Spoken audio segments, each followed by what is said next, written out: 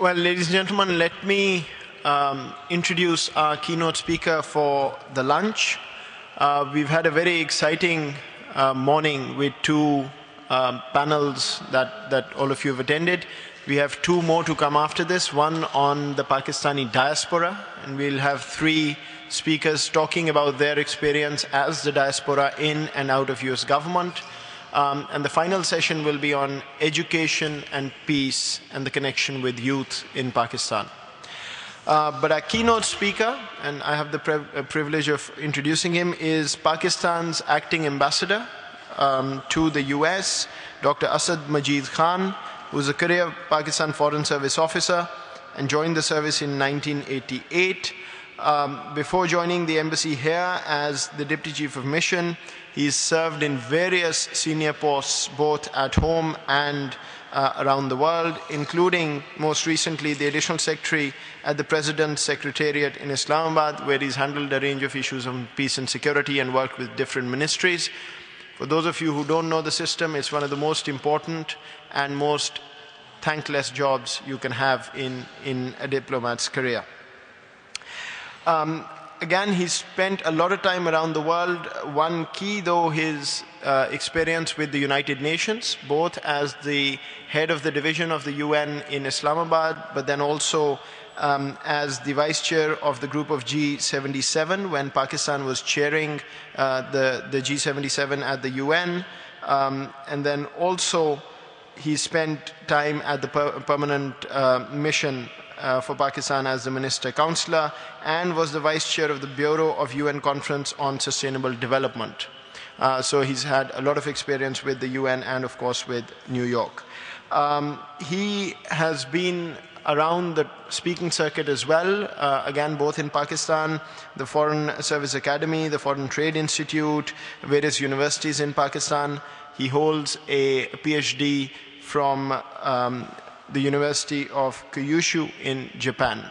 Let me invite Dr. Asad Majid Khan to please give us his keynote. Thanks.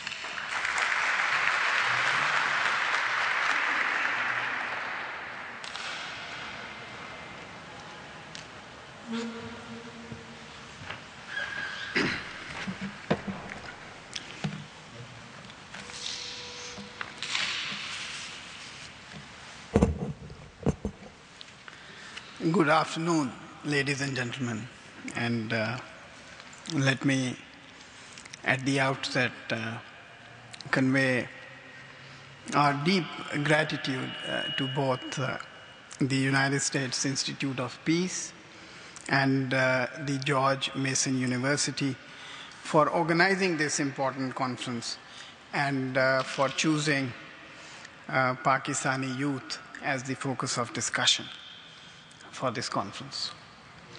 For me, it is indeed a great honor to deliver this keynote address on the state of Pakistani youth, their importance for Pakistan, Pakistan's future, and the role of US policy. And certainly to a very distinguished audience with deep-rooted interest and understanding of Pakistan. And that, in a way, kind of puts me on guard in terms of what I say and what I don't say. My sense of what I have already heard in the 10-15 minutes that I attended the last session, that this discussion indeed is not designed to perpetuate these stereotypes. In fact, I can already see that this is an effort to engage and to learn where we are on the state of youth in Pakistan and to explore new and innovative ideas on how best to deal with the challenges and opportunities offered by a growing youth cohort in Pakistan. But before looking specifically at Pakistan, let me very briefly touch upon where we are vis-à-vis youth globally. At a total of 1.2 billion in number, Youth today constitutes 18% of the global population. Although youth comprised 25% of the working age population, they account for more than 40% of the unemployed globally. And with 62% of the youth living in Asia and 17% in Africa, the bulk of the new work youth force is emerging from the developing world. A place, unfortunately, least equipped to deal with the challenges posed by this growing youth bulge. Now, our challenges, therefore, in Pakistan are not very different from those faced by other developing countries. And I will be talking about those very briefly. And in that regard, let me say that youth is the pillar of any dynamic society, as it is for Pakistan, with a total of 180 million people. Half of our citizens are under 20, and 2/3 have yet to reach their 30th birthday.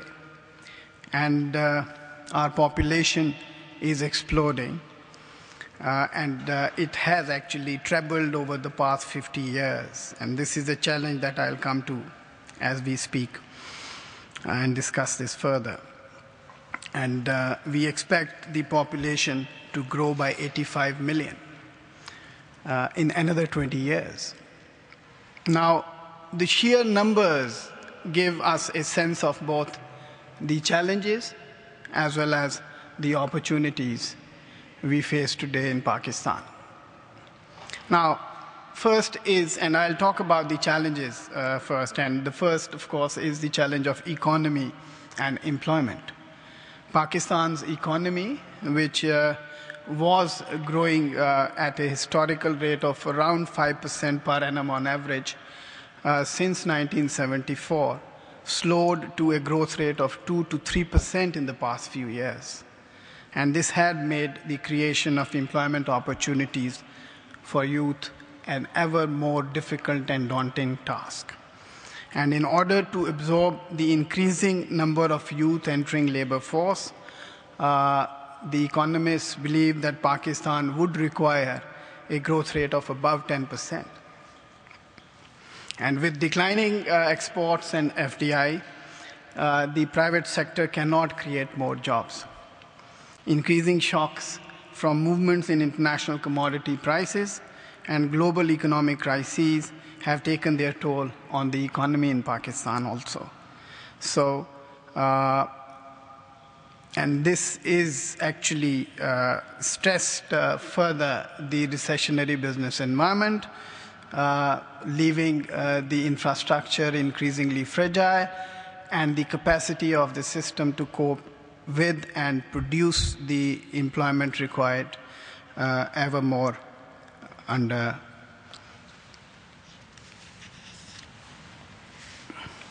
stress. Now, second, and perhaps the more important challenge, is the challenge of education. And our education system, too, has suffered tremendously. Successive wars and series of natural disasters have deeply affected the education infrastructure in Pakistan. Schools, especially girls' schools, were the choice targets for extremists and terrorists. Moreover, increase in poverty levels and low priority given to education has crippled our education system.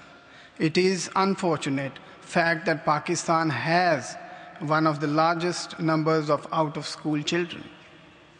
A large percentage of Pakistan's youth of qualified age who should be going to secondary school is not able to do so.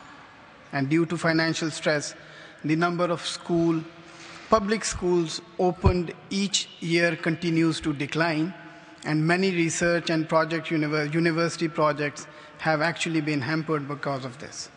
So there are many young people who enter the labor market without any foundational or life skills.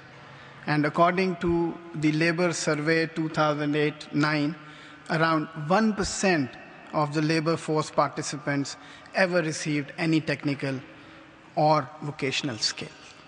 Therefore, employability of Pakistani youth in decent livelihood activities is and will likely remain limited. Lastly is the challenge of population growth. With the current population growth rate of 2.03%, the share of youth in population will continue to increase in Pakistan, as will the number of unemployed at an alarming rate of 3% annually. Now, failure to provide economic and social opportunities for youth exposes them to serious stress and trauma and increasing their vulnerability to crime and violence, which poses a threat to our social fabric and economic and political stability. While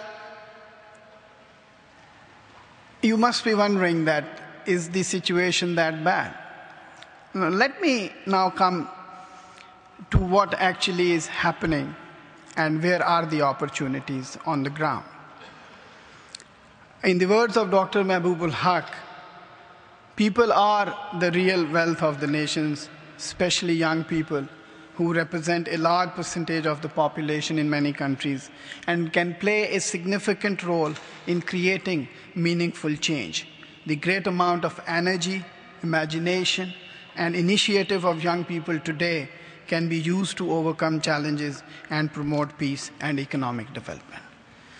We firmly believe that given the right priority, support, and fast-track policies, this demographic challenge can be transformed into a demographic and eventually an economic dividend. A long-term vision for Pakistan's young generation should form the basis of a new contract with youth, setting out what they can expect from Pakistan and what the country expects them to deliver in return. And to be able to deal with these challenges sustainably and harness the opportunities optimally, the new contract with the youth ought to embrace and provide for both the political as well as economic empowerment of the youth. And this is what we are doing and experiencing in Pakistan today. Let me elaborate. Despite confronting these colossal challenges, Pakistani youth is continuing to prove its mettle. They love their country, believe in better future, and are acting in ways which make that future possible. They have the drive, innovation, and resilience to strive on to effectively and incrementally change the political, social, and economic milieu, and to demand and create institutions capable of looking after their interests over the long run. They are actively seeking opportunities to build a stronger, more peaceful, and prosperous society and to develop a new relationship with the rest of the world. Our youth has rejuvenated the cultural scene, from music, film, and drama to the phenomenal evolution of the contemporary news media in Pakistan. Our music, which has got cross-border outreach, is dominated by the young musicians, composers, lyricists, and singers. Today, we have a distinct brand of Pakistani popular music, which assimilates, on the one hand, the modern global influences, and on the other, the centuries-old tradition of classical South Asian music. And don't be surprised when I tell you that our pop music industry is bigger than that of India.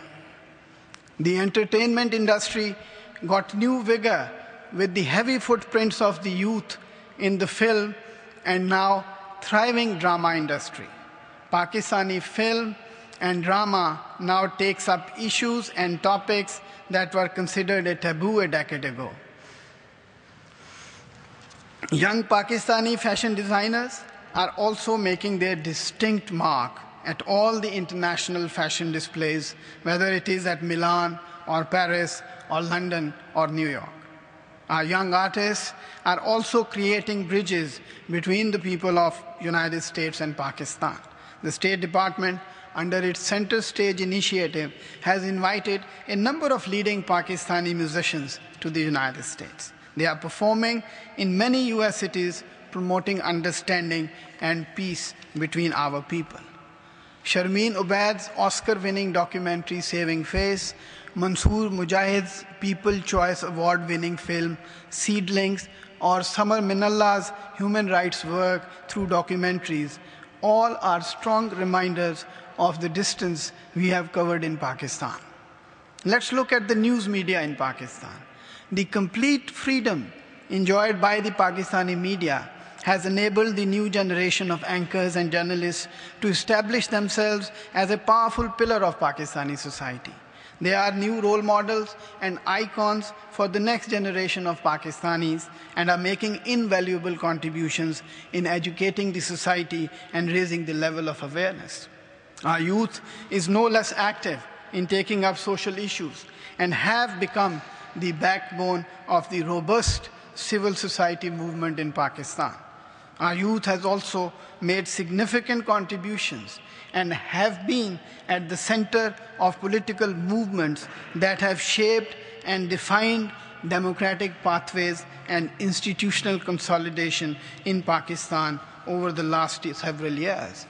And institutional consolidation which will get us the governance that we just heard some of the panelists speak about. The brightness and talent of Pakistani youth is shining through in all fields, including in education. There is hardly any year when a Pakistani student does not set a world record in international exams, such as the O and the A levels. In fact, many of you may be surprised to hear that Pakistan is the 9th largest English-speaking country in the world, and we have the 7th largest pool of scientists and engineers, predominantly youth. Our young people are also doing quite well in business. Youth entrepreneurship is a strong pillar of our economy. If we look at the positives, Pakistan has some of Asia's top business schools. Lahore University of Management Sciences, a brilliant, if I may say, a brilliant example of US-Pakistan private partnership, and the Institute of Business Administration, Karachi, to name a few. These schools are the incubators for some of the Pakistan's most successful entrepreneurs. It is also an interesting fact that Pakistani participants made up 30% of the total participants at a recently held all-world network meeting of the world's most successful and fastest rising young entrepreneurs at Harvard Business School recently. The Pakistan 100, as they are called, has amazing success stories of young Pakistanis who have excelled in business enterprises through their innovation, creativity, and hard work. These 100 companies from Pakistan achieved the all-world international standard for competitive fast growth by growing on average at 55% a year, with the top-ranking company registering around 2,000% growth. Information technology and social media too is an integral part of Pakistani society today. With 5 international cellular services, Pakistan boasts more than 110 million mobile phone users. Around 29 million Pakistanis have access to internet, which is actually more than the population of Australia. And that includes over 1 million broadband users. On Facebook and Twitter, there are 7.4 million users and 2 million users from Pakistan, respectively. And I tell you, most of these people are the young Pakistan. In fact, my ambassador, Shari Rahman, who would have actually loved to come and speak to you, has forced my generation of civil servants to start using social media, and she actually describes us as dinosaurs. I have already started to actually see the merit of effectively using social media. But I can tell you that these numbers that we have for Pakistan predominantly represent the youth using these channels for communication and connecting with the rest of the world. And it is for this potential that Google already sees Pakistan as the next big market in Asia. Ladies and gentlemen, there is another very important aspect that I must highlight, and that is countering radicalization by economic opportunities. Now, a demographic analysis of the region most affected by the fight against extremists, that is the federally administered tribal area, revealed that out of a total population of around 3.36 million, only 22% are literate. For females, the numbers are even more disturbing, less than 5%. But the government has been trying to mainstream this region into the rest of the country. In 2006, a major FATA development program was launched with the help of international donors to bring education, health, and economic opportunities. Madrasa reform, girl education are two of the long-term initiatives aimed at improving literacy rate in the tribal areas. Political reforms have also been instituted. In fact, gradually they are being integrated into the main body of law in Pakistan. In short, the youth of the tribal areas can be used as a vital asset for national economic growth rather than becoming vulnerable to exploitation at the hands of violent extremists. The whole Reconstruction Opportunity Zone, as we call them ROZs, was conceived with this objective of providing economic opportunities and employment to the youth for areas impacted most by extremist onslaught. Unfortunately, nothing much has happened on this front. Realizing the long-lost ROCs and securing preferential market access and promoting investments from United States in Pakistan, we believe is a great way for the US to help Pakistan effectively deal with the transition that we are going through. Similarly, US, with its vast experience and expertise in education, can also help train and educate Pakistani youth. Mercifully, there are already a number of initiatives where US is helping Pakistan in education sector. You will be glad to know that Pakistan, in fact, is the largest recipient of Fulbright scholarship program. In fact, 300 scholars come to United States under that program almost every 2 years. Similarly, in 2003, Pakistan-US Science and Technology Cooperation Program was also launched. And this program was focused on improved management, governance, and capacity building in research in 2,000 colleges and universities, and networking inter-college and inter-university research. And in the 4 phases of the program carried out since 2005, a total of 73 projects have been funded. And the 5th phase has just been launched very recently. Another important area where US help and assistance can be invaluable is the entrepreneurship. To overcome the difficulties experienced by these small and medium-sized businesses, mostly run and managed by young entrepreneurs, in accessing capital, the US government has very recently launched the multi-year Pakistan Private Investment Initiative.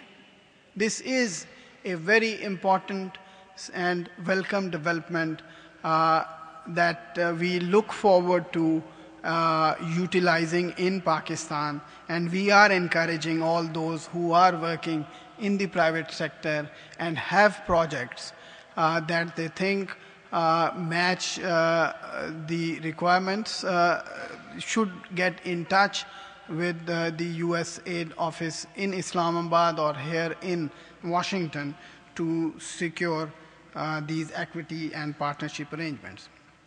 Ladies and gentlemen, the energy, capabilities, and skills of Pakistani youth remain a significant yet largely untapped resource for development and growth of our nation. This true potential can be unleashed and harnessed, but there is a lot of concerted work still to be achieved. We are moving in the right direction, though slowly, and we hope to get there with the help and support and cooperation of our friends in the United States and all those who are working in Pakistan in the service of the country and in the service of our people. Thank you very much.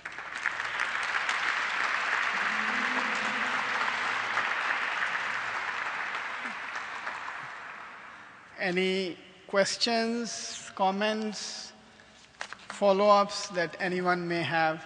I am available and ready to take any questions. Can I just begin while people gather their thoughts? Everything you said, I think in perspective is absolutely correct. There is one part of Pakistan which I think is seen much more externally, but also internally now, which is what happened day before yesterday in Swat. This shooting of Malala. How does somebody like you who's thinking from the state perspective, how do you actually get the positives that you're talking about to outweigh or perhaps overshadow these obvious negatives, which are reality, but to my mind, the biggest problem Pakistani youth face today, and I interact with a lot of them, is despondence. I mean, there's a sense that things have gone wrong and horribly wrong. And with all due respect, they blame the upper generation for it. But that's not the solution. So is there a way to actually channel these positive stories to a point where you're not always despondent about what happened day before yesterday, which is of course reality and a growing reality? Thanks. Yes, Muid, that is actually our biggest challenge, if I were to put it frankly. I get up very early in the morning every day to look at the press in the United States. Believe you me, this morning there were about 56 pages talking only about Malala Yousafzai. And there is a lot of negativity here in the press generally because obviously the good hardly ever makes the news. It is the bad that is reported. We try to deal with these and reach out to as many institutions, individuals that we can. And we also seek to co-opt all those balanced people and those thinking heads here in this country also, who have a better understanding and appreciation of Pakistan and how things are happening in Pakistan. But there are occasions, frankly, when you just simply cannot explain. And perhaps this is one of those occasions. But if I may also add that the attack on this child is one part of the story, but the reaction that it has generated in Pakistan is the other aspect of the story. And I tell you, not a single important person in Pakistan worth anything that has not condemned this act. The whole country is actually boiling. I follow tweets, I am following the media, and I think that is the story that needs also, and this is the positive story which has also been reported this morning, that how Pakistan and the Pakistanis have rejected this attack. And Malala has become now the icon of resistance to this extremist ideology in Pakistan. So I am not giving up hope. These are difficult times. There is negativity here. There is negativity in Pakistan. But I tell you, a lot of noise that you hear today in this relationship is also on account of the democratization of policy making in Pakistan. And this is giving greater ownership to the policy, to the people of Pakistan, of the policy to the people of Pakistan. We will continue to hear this noise on the other side, which perhaps people here were not used to. So, and this exchange, and I think it is going to get better as time goes by. Thank you.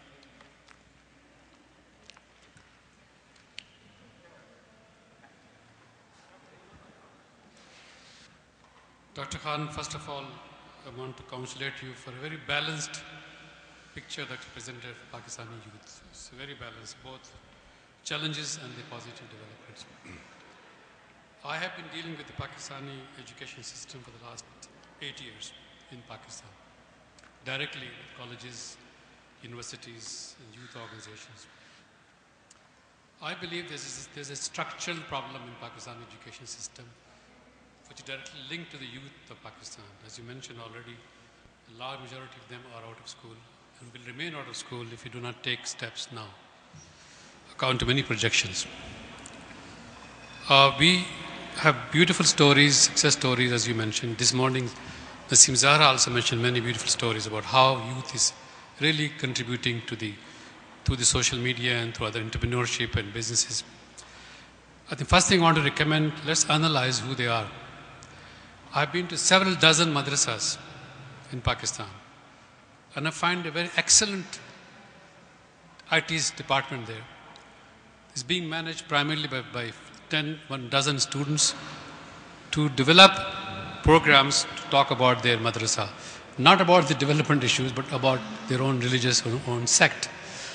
Yes, there's a increase of multimedia, increase of internet, but we need to know who these people are.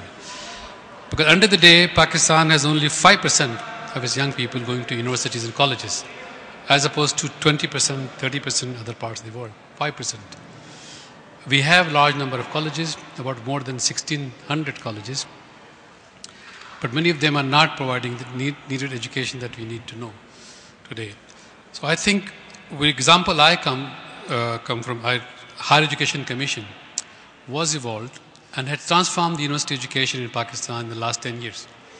Something similar has to be done in college and school education, so that could transform the system and bring them back to the global level. I think, but on the other hand, government of Pakistan in general has reduced education budget. So I don't know the contradiction that comes out. How can a very sensible, sensitive government reduce education budget every time they make a budget? This is something puzzling to me. On the one hand, we know that we need to have investment in education. We hardly invest less than 2%, whereas neighboring countries invest 5% or more. I think there is something to be done about it. But I enjoyed your talk, very optimistic. I agree with you, we have to be optimistic. But I think we need to also take stock of what is happening structurally. What can we do to change the structural level of youth in Pakistan? I agree, and I think we are already in the process of addressing some of the structural challenges. Higher education is one species of education which unfortunately is not being given as much resources recently as it was given before.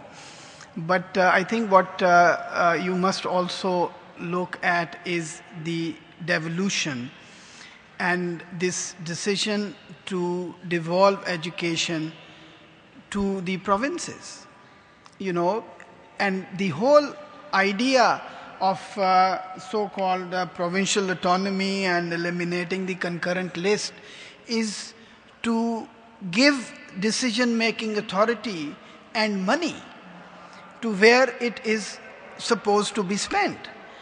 frankly, if you look at, and again, these are the positives that are hardly ever reported or looked at in Pakistan or overseas also.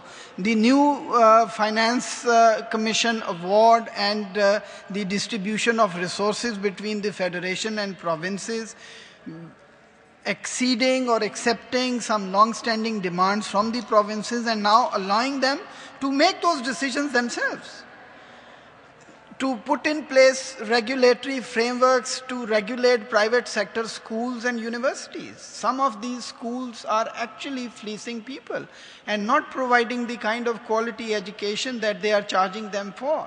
So I think these structural changes are already taking place. I do concede your point that we should be doing much more for education.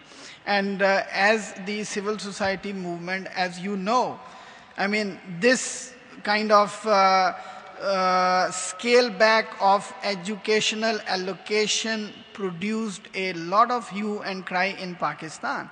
And this will come to produce the kind of results. We just have to be a little more patient. But I agree with the premise of your question completely. Please, sir.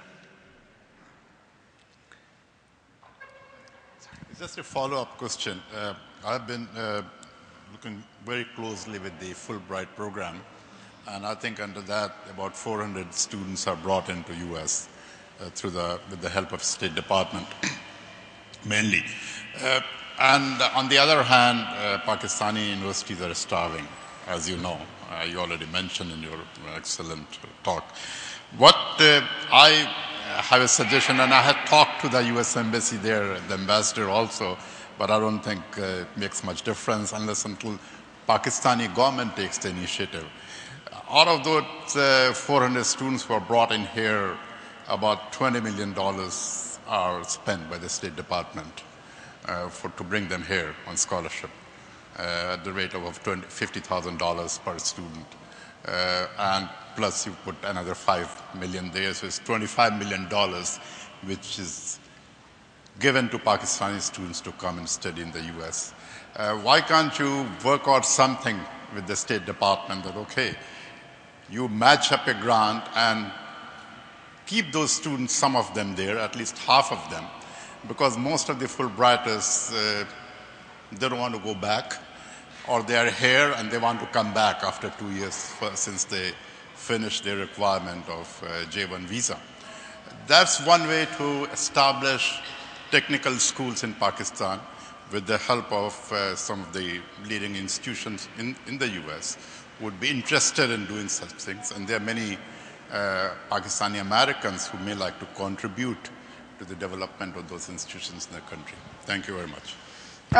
Just to come back briefly to the point, Dr. Saab, that you made about madrasas. You know, there's nothing wrong per se about madrasas. Have always been there, and they have always been an integral part of the education scene in Pakistan, not only in Pakistan but across subcontinent, even in India also.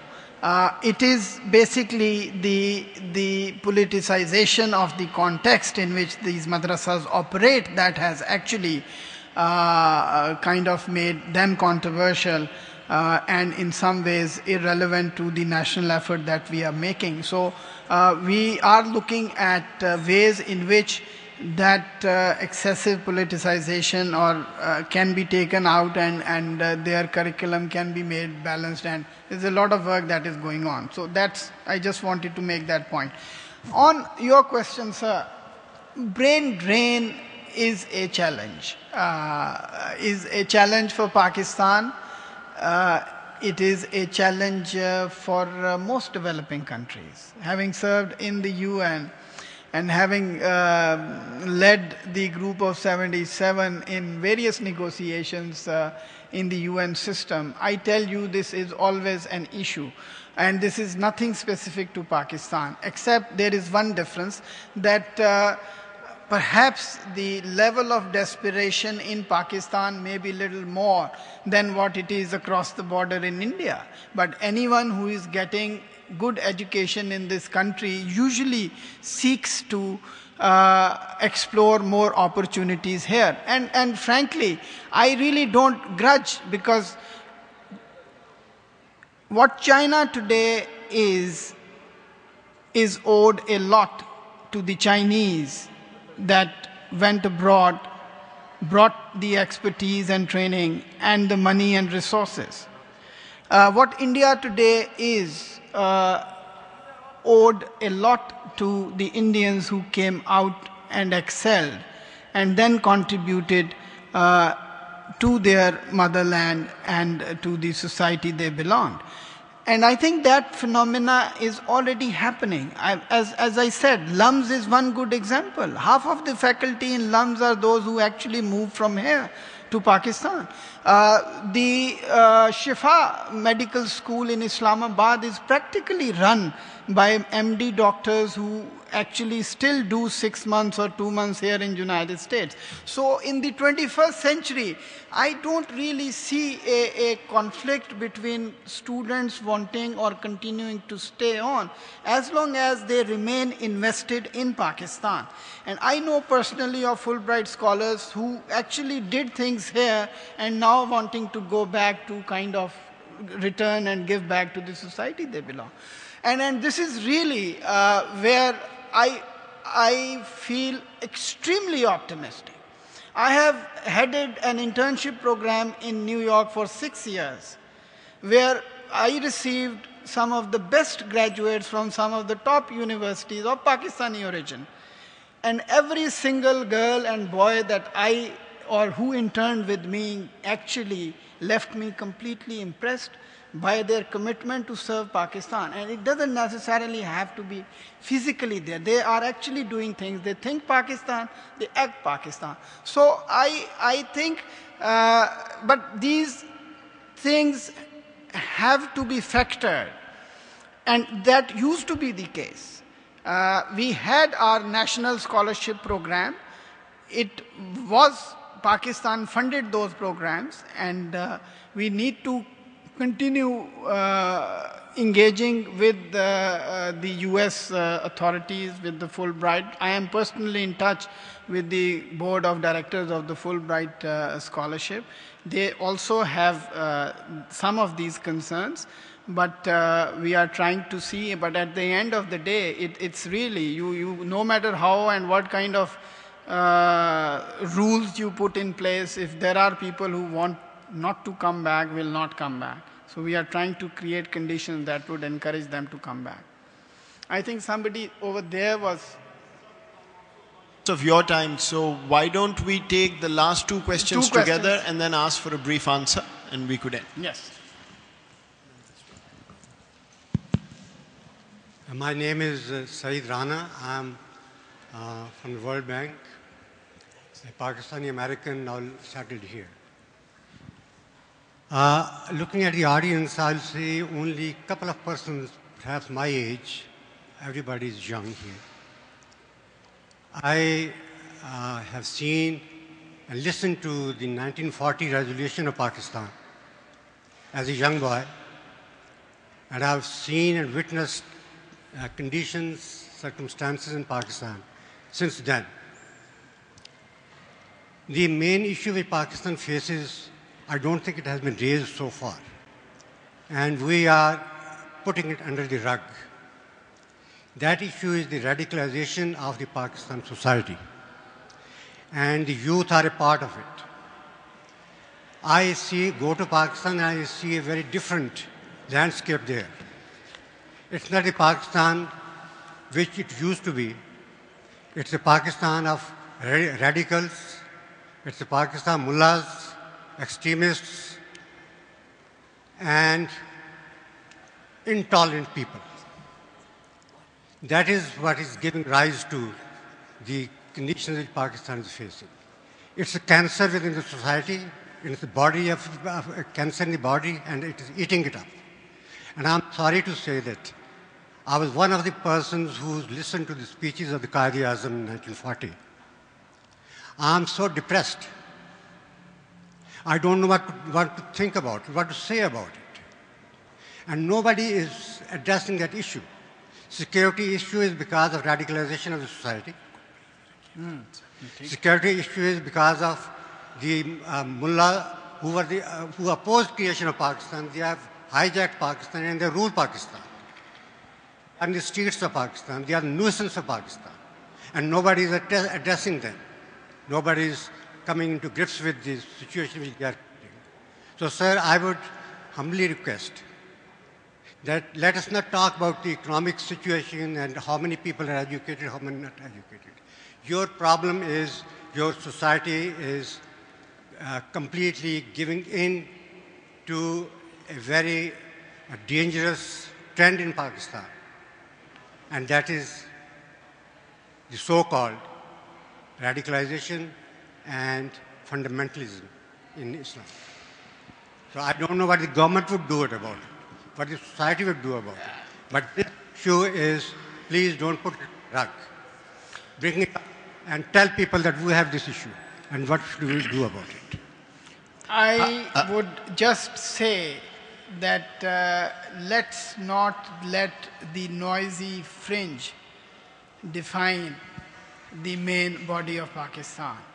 You look at the composition of the Pakistani parliament, you look at the representation of the so-called political parties that are seen as radical, I think you will find answers. It is unfortunate that we hear so much noise that we tend to forget or tend not to see the larger picture.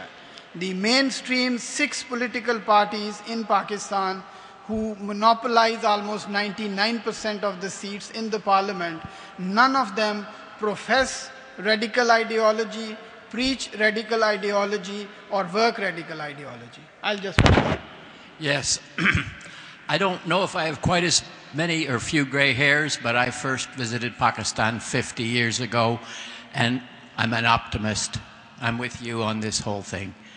I've seen a lot of changes over the years. First, I want to say brain drain is a myth. You have a brain gain in Pakistan. The Fulbright program has data showing the incredible numbers of students and faculty that return to Pakistan are there.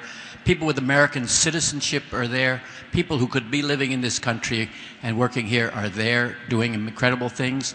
The Higher Education Commission is doing an amazing job with no money, and it's holding its integrity. And I had the privilege of doing a legacy study, which the Higher Education Commission wants to publish, but which is stuck in USAID somewhere, looking at U.S. assistance to Pakistan going back 50 years to the founding of the country. And the foundation that was laid there, we all know, led to the Green Revolution. Not so many know that the Green Revolution started in Pakistan, not in India, but they both should get credit for it. The universities that were set up then, the Fulbright scholars, the professors that were trained, the young youths are there. They're all back. They're now vice chancellors. They're leading universities that are really doing a heck of a good job. And yes, there are rotten universities that the HEC is bringing under control, but the United States is back in education now, back in agriculture, and has just founded a new program on education. Of course, the youth wanted EdLinks, but the new Centers for Excellence or Centers for Advanced Studies in Water, Energy, and Agriculture just being kicked off. There's a lot of good stuff going on, and it builds on a great foundation. And I think if we talk about radicalization, it's a serious problem. But at the same time, we ought to look at the radicalization going on right here in our own country. There's a kind of a radicalization going on around the world. And those forces for positive change just means we have to work a heck of a lot harder. I agree, and thank you very much. And I need to perhaps sit with you to look at those 50 years, because we are working on some kind of a project where we want to actually flag that. So I'll get in touch with you. Thank you very much. It remains for me to thank you, and please join me in thanking the acting ambassador, and we'll meet again right after this upstairs.